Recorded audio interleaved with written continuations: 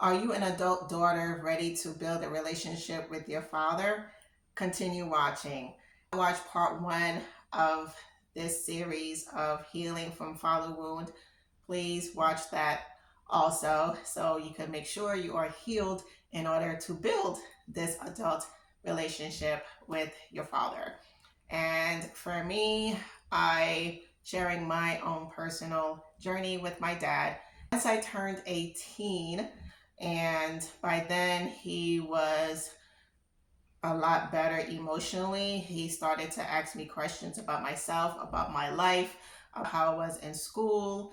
And at that time, I went away to college. We had good conversations on the phone, and it was a lot better than what it was my first 18 years at home, in sense of him making sure that I was okay, and him being a Christian man at the time. He was making sure that I was okay spiritually. At that time, I was not a Christian. I did not become a Christian till I was 21. And he helped me in my journey of becoming a Christian. And he checked on me spiritually to make sure that I was going to church and spending time with God and the Word. And that meant a lot to me because he was not entertaining me in that way when I was in high school or when I was younger. My way of spending time with him was to go to him and watch Charles Bronson and Chuck Norris and Commando, all the Arnold Schwarzenegger movies. And I remember on Fridays when he came back from work, he always wanted mac and cheese with tuna. So I made sure that was ready for him by the time he got home from work. I did all those things to spend time with my dad. And even though, as I mentioned in part one, he was physically present, he was not emotionally available. And now, as an adult, he became a lot better emotionally. And even at 20 years later, at the age of 45, he checks on me all the time. I moved him to Georgia from New York because of freak accidents that were happening while walking in New York. And I spent time with him, and I'm about to share with you the tips I had to do in order for me to build a relationship with my father. And one was to forgive him. And I have a link in the bio about forgiveness and how to forgive and what forgiveness looks like. Say you forgive somebody, but if you are still holding on to anger, that means you have not forgiven them.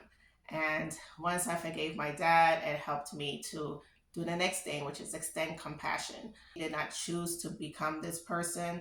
Yes, he could have fought to make sure that he did his thing to not be this person, but at that time in the 70s and 80s, they didn't have a lot of counseling and therapists as they do now. So he didn't have many outlets. Of course, he could have went to God about it, which I know he has, but I guess that's between him and God of why he was not emotionally available for me as a child.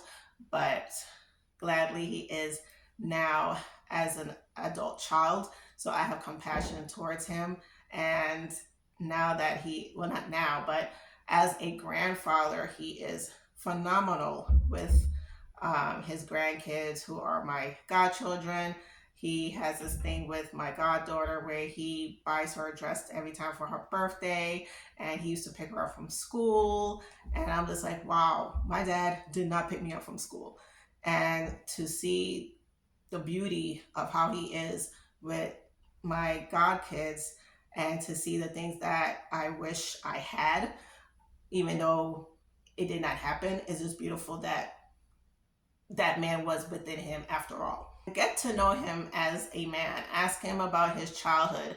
I've asked him a lot about his childhood and what made him to the man he became and what led him to like my mom and be attracted to her.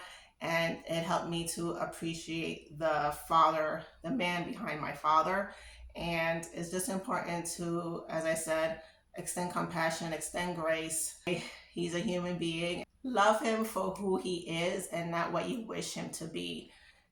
We cannot go back to the past And it's important to just love the person in front of you and love the person who he is today, and to let go of the wishes.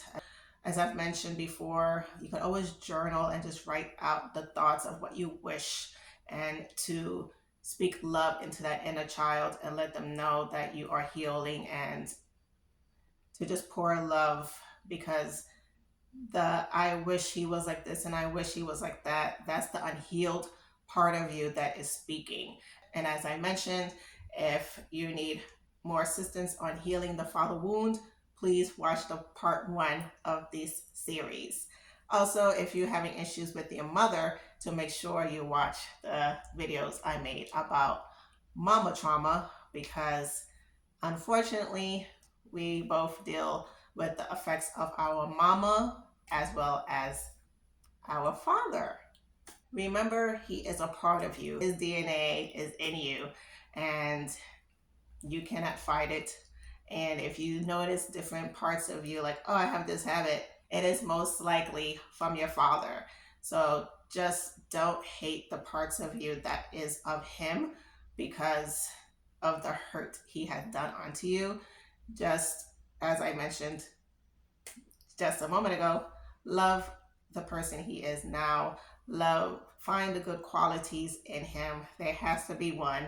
And I remember this one lady, she mentioned as much as she did not like her father, she could be thankful that at least his sperm is the one who got the mother pregnant to have her.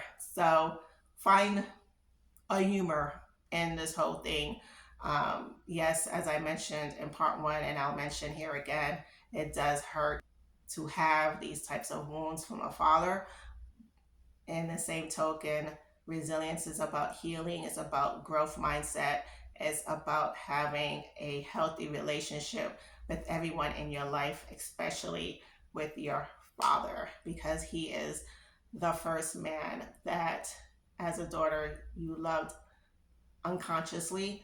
And it's important just to heal God, your heavenly father, to heal those wounds and to become your father.